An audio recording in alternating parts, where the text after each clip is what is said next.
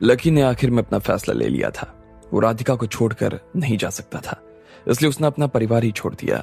इस बात पर उसके दादाजी को काफी गुस्सा आ रहा था और उन्होंने चिल्लाते हुए लकी को वहां से बाहर कर दिया। इधर राजीव भी कुमारी से मिलने के लिए बेचैन हुआ जा रहा था। पहले तो कुमारी उसकी तरफ देखना भी नहीं चाह रही थी, लेकिन बाद में उससे वो गले आकर लग गई। इधर निर्मला को इस बात की काफी खुशी हो रही थी कि उसके बेटे की जीत हुई थी। इस जीत की खुशी मनाने के लिए वो अभिलाषा के पास चली गई, लेकिन उसकी बात सुनकर ही अभिलाषा को भयंकर गुस्सा आ गया। उसे कहीं से भी यह खुशी का दिन नजर नहीं आ रहा था। अरे भाभी, आप कैसी बातें कर रही हैं? आज पापा का बर्थडे है, इसलिए तो मैंने कहा कि आज का दिन अच्छा है। मैंने गलत क्या कहा? निर्मला ने कहा। वो अभिलाषा के घाव को इतना आसानी से छोड़ने देने वाली नहीं थी। वो अपनी जुबान पर ढेर सारा नमक लेकर आई थी और इस नमक को वो अभिलाषा के घाव पर मल देना चाहती थी। अभिलाषा गुस्से में निर्मला को देख रही थी। उसकी आंखें पूरी तरीके से लाल हो गई। इतने में दशरथ ने उसका हाथ पकड़ लिया और धीरे से उसके कान में कहा, यह मौका ठीक नहीं है। तुम्हें इस तरह से गुस्सा नहीं दिखाना चाहिए। अगर अभी हमने कुछ भी किया तो उसका पता पापा को चला तो हम दोनों के अलावा लकी की भी दिक्कत बढ़ सकती है, समझो। दशरथ की बात सही थी और इसी वजह से अभिलाषा ने अपने आप को रोक रखा था। इधर निर्मला अपने आप को लेकिन रोक नहीं पा रही थी। वो अभी भी मुस्कुरा रही थी और उसने अपना ग्लास ऊपर की तरफ उठाया और मुस्कुराते हुए बोली, मुझे तो लगता है कि लकी मुझे बहुत पसंद है। उसका और प्रफुल्ल का कंपटीशन था ना, तो प्रफुल्ल को उसकी वजह से बहुत कुछ सीखने को मिला होगा, लेकिन मुझे ये नहीं पता कि लकी के साथ में इस तरह की दिक्कतें चल रही थी। अगर मुझे पता चला होता ना तो मैं उसे जरूर समझाती, लेकिन चलो अब कोई बात नहीं। मेरे बेटे को ही परिवार को आगे संभालना है। जैसे ही निर्मला ने इतना भर कहा कि वो फिर से अभिलाषा का चेहरा देखने लगी। उसका चेहरा ठंडा और नीला सा पड़ गया था। इधर निर्मला को ऐसा लग रहा था कि आज तो वो 7वें आसमान पर थी। बड़े भाई, लकी को आपने इतना भी नहीं बताया कि सेंसिटिव कैसे हुआ जाता है। आपने उससे कभी बड़े सच के बारे में नहीं बताया। आपने उसे उसकी जिम्मेदारियों के बारे में नहीं बताया। बड़े भाई, आज लकी के साथ जो कुछ हुआ ना, उसमें उसने जो कुछ भी किया ना, मुझे तो उसमें कोई गलती उसकी नजर नहीं आती। पेरेंट्स होने के नाते बच्चों की जिम्मेदारी तो हमें लेनी पड़ेगी ना। आपको उसे बचपन में ये बात सिखानी चाहिए थी कि लड़की से ज्यादा आदमी का करियर जरूरी होता है।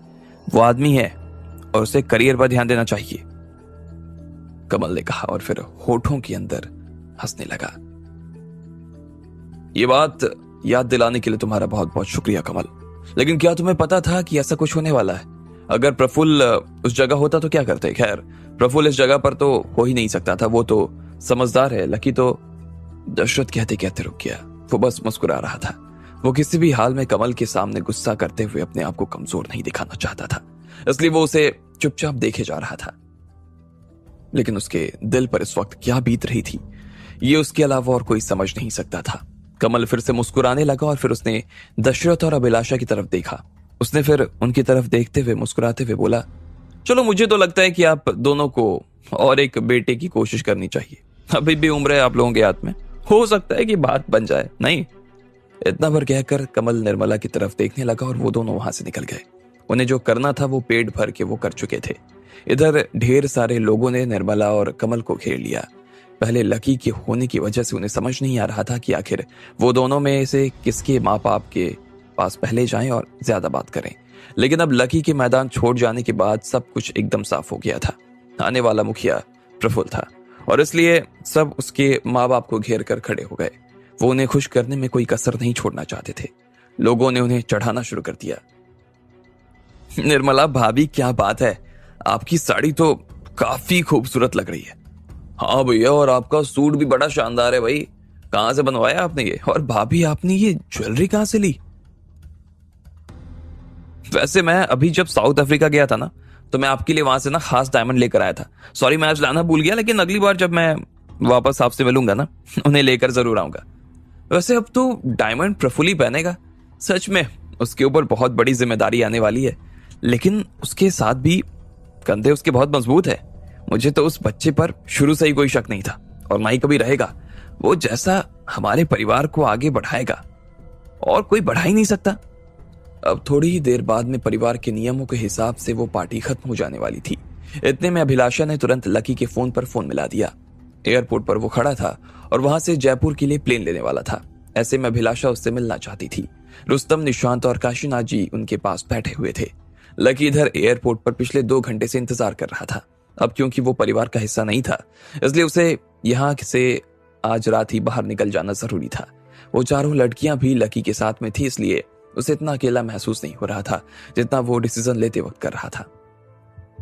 लकी! इतने में अभिलाष और उसके साथ में बाकी लोग भी लकी से मिलने के लिए आ गए। जैसे उसने लकी को देखा तो वो तुरंत उससे गले लग गई। उसकी आंखों से आंसू बहने लगे। तुम पागल हो गए हो क्या? जाने से पहले अपनी मां से मिलना जरूरी नहीं समझा तुमने? और तुम्हें क्या जरूरत थी इस तरह का डिसीजन लेने की, बताओ? अभिलाषा ने लकी को फटकारना शुरू कर दिया। अगर वो थोड़ा सा दिमाग से काम लेता तो आज इसके सामने ऐसी नौबत कभी नहीं आती। अभिलाषा, वो अब जाने वाला है, कम से कम अब तो उसे मत डांटो। दशरथ ने फिर से अपनी पत्नी को समझाते हुए कहा। अभिलाषा ने उसकी बात सुनी और लकी के लिए तुरंत अपने शब्दों को बदल लिया। वो लकी की तरफ देख रही थी और उसकी आंखों से आंसू निकल रहे थे। फिर उसने धीरे से मुस्कुराते हुए कहा, बेटा, मैंने जो कहा उसे भूल जाना, या ये मत समझना कि मैं नाराज हूं। तुम बहुत अच्छे इंसान हो, मेरे सबसे अच्छे बेटे हो तुम, और तुमने जो कुछ किया, जो डिसीजन लिया, मैं तुम्हारे साथ हूं उसमें। मुझे तुम्हारे ऊपर गर्व है लकी। उसकी मां ने कहा और उसका माथा चूम लिया। मैं जानता हूं मां, सच क्या है, मैं अच्छा बेटा नहीं हूं, इसलिए आप मुझसे ऐसा कह रही हो कि मैं अच्छा हूं ना? लकी ने अपनी मां को हंसाने की कोशिश करते हुए कहा। भले ही सब लोग उसकी बात पर हंस ना पाए हों, पर फिर भी अब माहौल थोड़ा सा तो शांत हो गया था। भाई, चाहे तुम इस परिवार का हिस्सा हो या ना हो, तुम मेरे बड़े भाई थे, हो और हमेशा रहोगे, निशांत ने लकी से गले मिलते हुए कहा। वो लकी के बिना अपनी कल्पना भी नहीं कर सकता था। हाँ मेरे बड़े भाई, मैं हमेशा तेरे साथ खड़ा हूं, तेरी बदमाशियों को छोड़कर, लकी ने फिर से मुस्कुराते हुए कहा। उसे अंदर से इस बात की काफी खुशी हो रही थी कि उसे निशांत जैसा छोटा भाई मिला था। अब मैं तो रहूंगा नहीं, तो तुम आगे से मेरी मम्मी और पापा का ध्यान रखना, लकी ने मुस्कुराते हुए कहा। अरे नहीं भाई, मेरे पास अपने एक जोड़ी मम्मी पापा हैं, मुझसे उनका ध्यान नहीं रखा जाता, मैं आपके मम्मी पापा का कहां से ध्यान रखूंगा? उसके लिए तो आपको ही फिर से परिवार में आना पड़ेगा और इन दोनों का ध्यान रखना पड़ेगा। अगर हाँ आप कहो तो मैं थोड़े दिन या थोड़े महीनों तक मामला देख सकता हूं, लेकिन उसके बाद नहीं हूं, निशांत ने मजाक करते हुए कहा। लेकिन वो सच में लकी के वापस आने का इंतजार करता रहता। वो सच में चाहता था कि लकी वापस आए। जैसे ही निशांत ने अपनी बात खत्म की तो फिर से माहौल ठंडा हो गया। हर कोई इस बात को अच्छी तरीके से जानता था कि अग्रवाल परिवार के इतिहास में जब भी किसी को बाहर निकाला गया तो फिर वो आदमी वापस नहीं आया।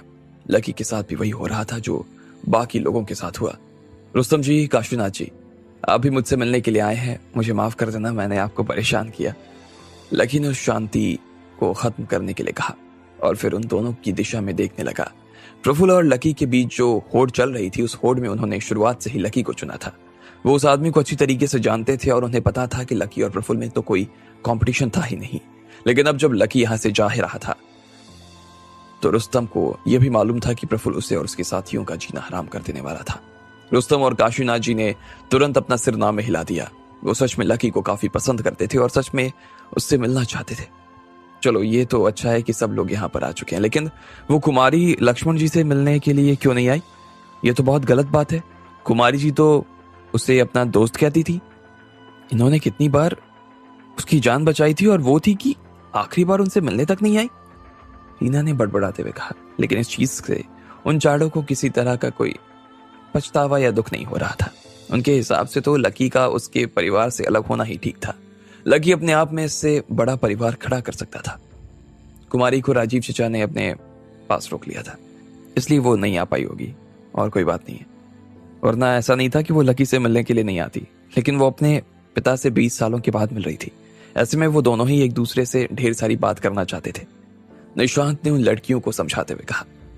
लकी ने भी हाँ में सिर हिलाया और फिर मुस्कुराने लगा। इसके बाद उसने सबको देखा और कहा, आप लोगों को देखकर बहुत अच्छा लग रहा है। आप लोग मुझे छोड़ने के लिए आए, इसके लिए आप सभी लोगों को थैंक यू। मुझे लगता है कि अब मुझे जाना चाहिए, इसलिए मैं आपसे विदा लेता हूं। Bye bye.